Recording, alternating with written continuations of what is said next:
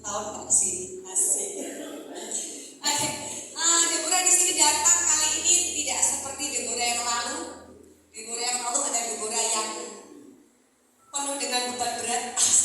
Sekarang sudah lepas semua beban-beban aku dan walaupun masih ada beban-beban lain yang menumpuk, tapi seperti Pak Pendeta bilang bahwa siap pikul salib, ya Pak Pendeta ya, siap pikul salib.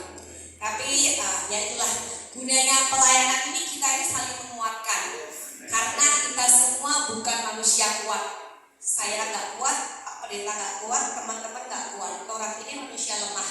Jadi orang harus perlu adanya satu persatuan perkumpulan untuk kita saling fellowship sama-sama, menguatkan seperti ini. Nah, sebelum Deborah menyampaikan kesaksian singkat, kesaksiannya singkat, cuma yang panjangnya di depan. Yang di depan ini aku cuma mau mengiyakan apa semua kata-kata Pak Pendeta. Bahwa satu, tadi Pak Pendeta bilang bahwa kalau jadi anak Tuhan itu kita harus siap menerima segala macam perlakuan-perlakuan yang menyakitkan, baik mungkin difitnah, baik mungkin dicurangi, baik mungkin dirugikan. Itu kita harus siap, dan yang harus kita lakukan sebagai anak Tuhan, kita harus selalu mengatakan thanks God, terima kasih Tuhan. Itu sudah Deborah lakukan dengan berlinang air mata Pak Pendeta. Ya sama ya kita ya. Nah, kita semua sama lah pasti ya. Jadi Deborah di sini cuma ingin sekali menguatkan bahwa semua yang Pak Pendeta katakan itu aku mengalami semua, merasakan semua. Pernah rumahnya Deborah kemalingan. Jadi baru pindah rumah, baru hari kedua pindah rumah baru, malam besoknya tuh rencananya baru mau ada ibadah naik rumah baru. Jadi hari kedua jam 3 sore. Kedapatan dari tetangga bilang ada dua orang naik motor di depan rumah itu mencurigakan, tapi karena kita belum dekat sama tetangga, jadi nggak ada yang tahu. Pas kita pulang ke rumah sudah habis, hilang semua, sampai cincin kawinku aja nggak ada. Cincin kawin nggak ada, perhiasan di tempat satu box hilang semua, uang hilang, surat-surat semua hilang, kamar berantakan, nggak karu-karuan. Yang aku lakukan pertama cuma apa? Menangis dan mengatakan terima kasih Tuhan.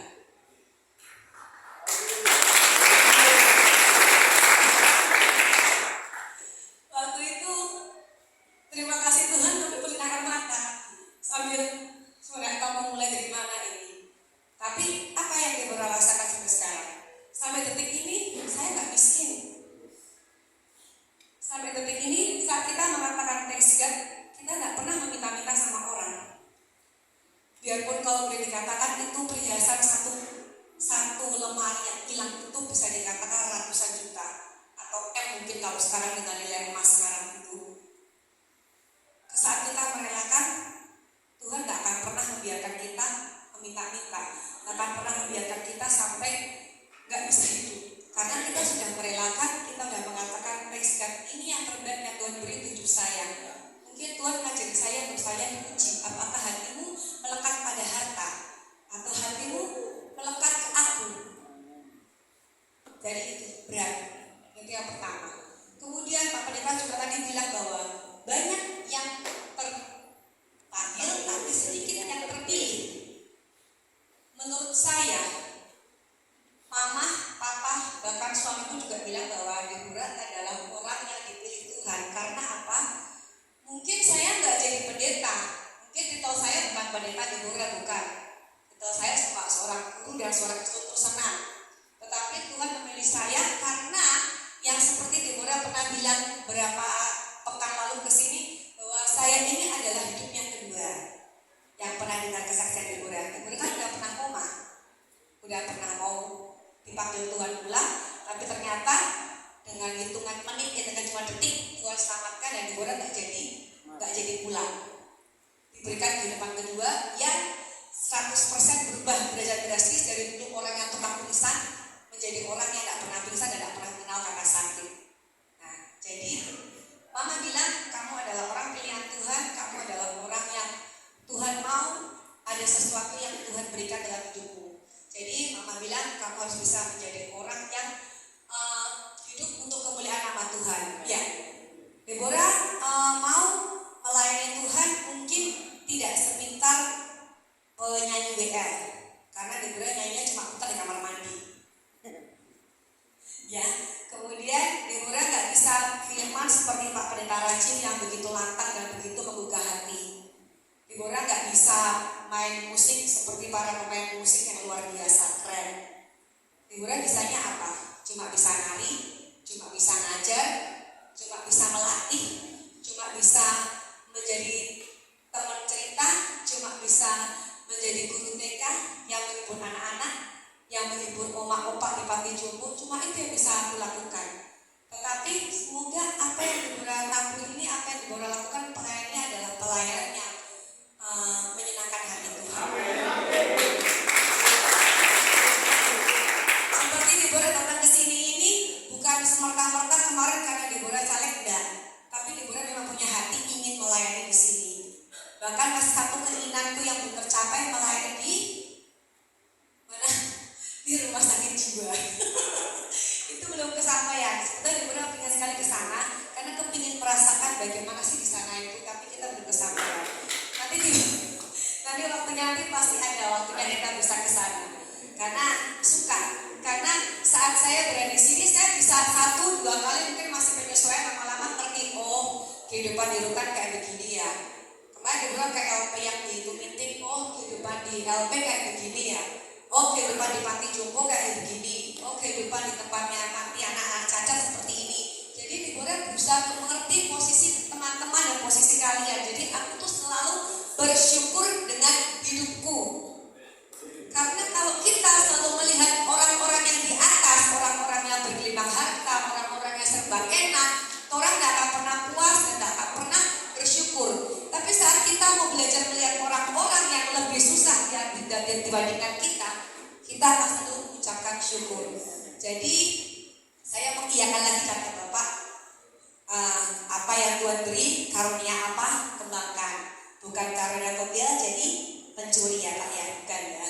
Jadi kalau karunianya melayani dengan tarian, mungkin Deborah sudah mengembangkan sedikit-sedikit melayani dengan mengunjungi teman-teman yang perlu dikunjungi.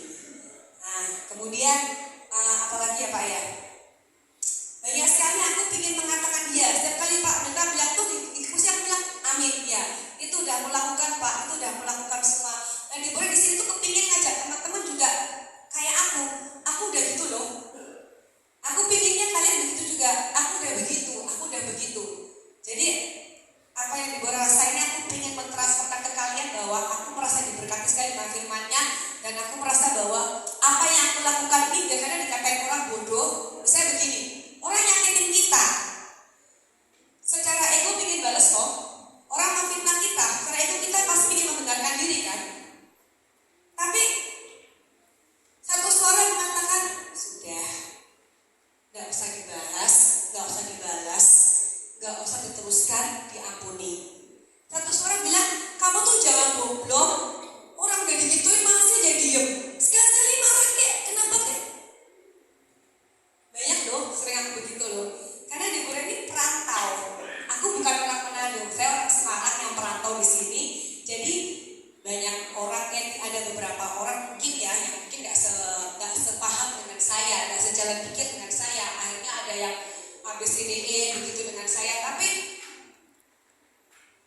seperti Pak Pendeta bilang, thanks God, memaafkan, mendoakan, mengampuni, bahkan ketemu berkawan dengan mereka.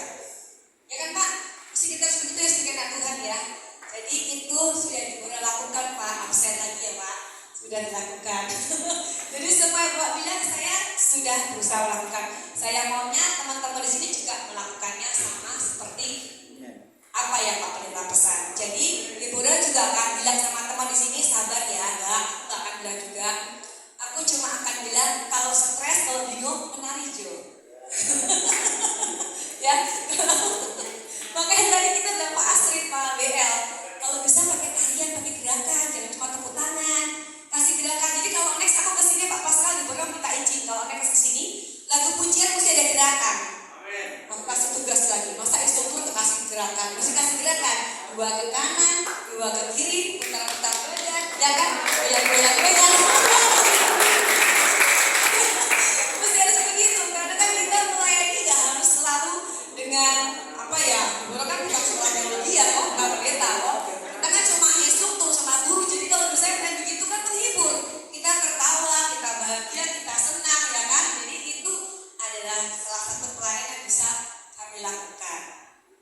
Nah, itu yang untuk meyakinkan akan setiap firman dari Pak Pendeta. Sekarang yang Ibu Ra ingin cerita tentang sedikit kesaksian ini, sebetulnya sedikit dan nggak mungkin kalau buat teman-teman nggak terlalu wow. Tapi kalau buat aku itu wow. Itu wownya karena baru kali ini. Jadi aku bilang sama Tuhan, besok aku mau pelayanan Tuhan di LP, tapi aku nggak tahu mau kesaksian apa, karena kalau mau disaksikan sih ada beberapa kehidupan Ibu Ra yang lalu, tapi kayaknya nggak cocok disaksikan di LP karena nggak sesuai kalau aku mau saksikan di rutan. Jadi mau kesaksian apa ya Tuhan? Aku bilang sama WL, nggak usah kesaksian ya aku, karena aku nggak tahu mau kesaksian apa. Ya kan? Kan dia kalau dekat motor sama aku, mau naik nggak? Bilang gitu. Karena ada yang mau saksikan. Jadi simpel gini, tadi malam itu jangan ketawa Cime sok ketawa duluan karena kejadian aku dengan beliau. Jadi tadi malam kita ke rumah, saya punya acara keluarga ke rumah anak saya sama menantu saya, bakar-bakar ceritanya, barbekyuan, gaya-gaya lah barbecue begitu. Biasa kan dibakarin orang, kalau cuma makan kan, cuma makan beler. Kali ini bakar-bakar di teras rumah sambil ada ayam, ada ikan, ada jamu bakar. Tapi karena mungkin anak menantuku tuh gak biasa bakar ikan sendiri, biasa cuma suka orang bakar. Entah bagaimana ceritanya itu, dia tuang apa minyak gas atau apa sih, premium ya, bensin atau apa sih, pertalite. Dia tuang pertalite itu tuh udah gak sesuai, udah gak sewajarnya orang mau bakar-bakar ikan. Akhirnya api memang besar sekali. Itu gimana aku jelasinnya ya, pokoknya aku udah gak bisa bayangkan kata-kata besar sekali. Terus ini perkataan minyaknya masih dipegang sama anak menantu di sini. Dia karena bingung, ini api dia begini. Nah ini kalau dia gak minyak kan kena kan tangannya kan. Nah suamiku dari jauh bilang, kuat itu kuat. Dia bingung, dia dengan santai cuma jalan pelan. Kayak gak tahu apa-apa gitu. Padahal itu suamiku udah teriak-teriak. Takutnya terlambat, tangannya kebakar sudah sampai badan habis semua, ya kan? Jadi waktu dia taruh di ember, karena embernya ember kosong bukan ember air, jadi memang nggak efek, tapi terus mendadak sampai ke sini. Nah ini tuh sudah, situ kan halaman, sini ada atapnya gini, ini ada tali-tali lampu gitu. Api itu sudah di sini. Itu kalau tinggal 1 cm aja kena itu tali. Itu kena hancur semua satu rumah. Jadi aku tuh kita dengan Cime ada teman saya. Cime itu cuma lari, kita tahu dia pasti berdoa. Kita pun cuma ke belakang, cuma Tuhan pasrah, Tuhan tolong. Padahal kita kan berkata Tuhan. Dan gak tahu mau apa, karena suami bilang diam, semua diam. Nanti dia mau kita mau mati sendiri tuh api, karena katanya kalau udah kering mati sendiri. Jadi percuma kita pakai air akan lebih meledak kan, karena mau dicoba sama anak menantuku, dicoba disiram pakai air lebih tinggi apinya. Kalau lebih tinggi lagi kena itu tali-tali di atap rumah, hancur rumah memang habis itu. Jadi sudah diam, suamiku bilang diam aja, biar itu apinya sendiri. Tapi angin kencang, Tuhan ya ampun, kemarin tuh angin kencang, kita di lantai atas, lantai 3, memang balkon, memang terbuka, jadi deras sekali. Tuhan, aku cuma lihat tuh, jangan sampai kena itu kabel Tuhan, jangan sampai kena itu kabel Tuhan, jangan sampai kena itu kabel. Mataku cuma lihat tuh api, jangan sampai kena Tuhan, jangan sampai kena Tuhan, jangan sampai kena, sampai airnya turun, dan mati sendiri.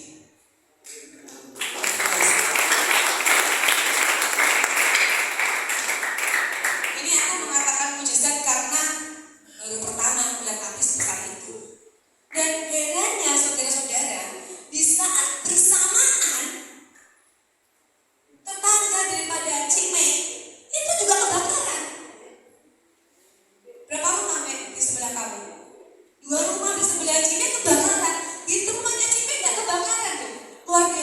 Tuhanku sayang. Jadi di tempat yang bersamaan itu mau kebakaran di rumahku dan mau kebakaran di rumahnya Cime. Tapi karena kita biarpun di tempat yang berbeda, tempatnya aja udah gak tahu apa-apa, kita selalu berdoa, Tuhan selalu tolong.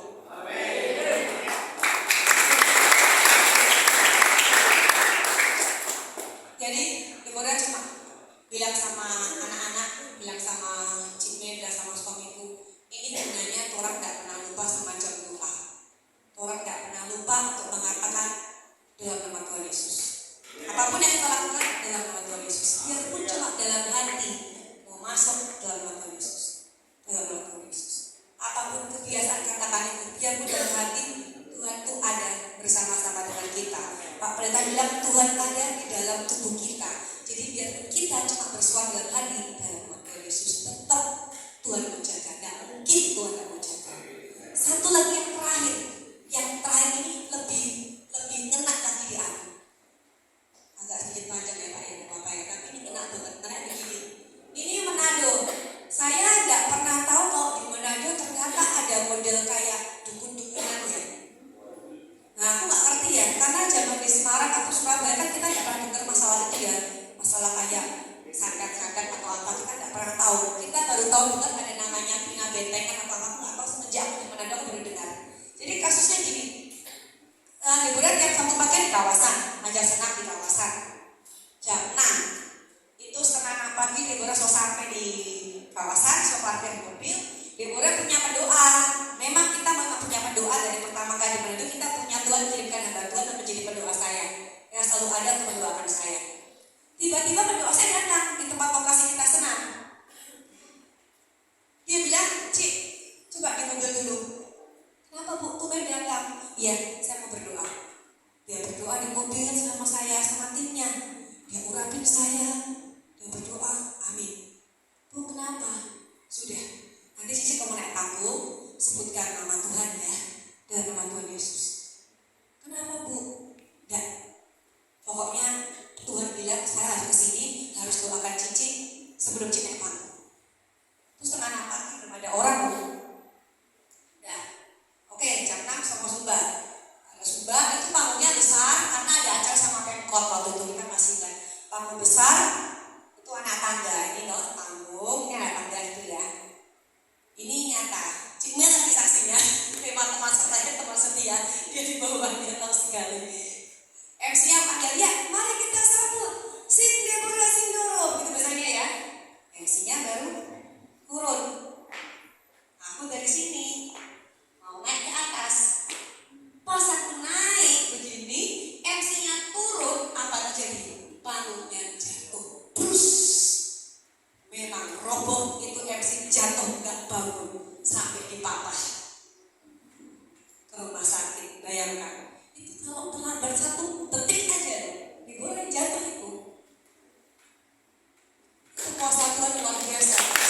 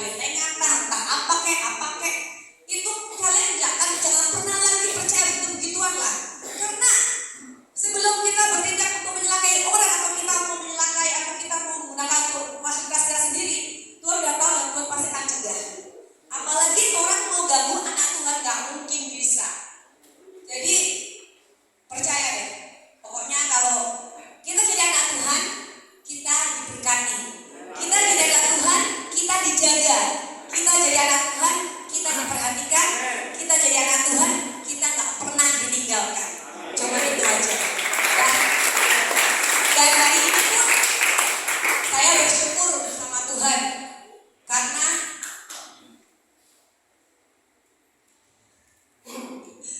karena hari ini suami saya dapat berkat dari Tuhan. Bukan berkat proyek, bukan. Ini berkatnya lebih daripada proyek, yaitu berkat kesehatan umur.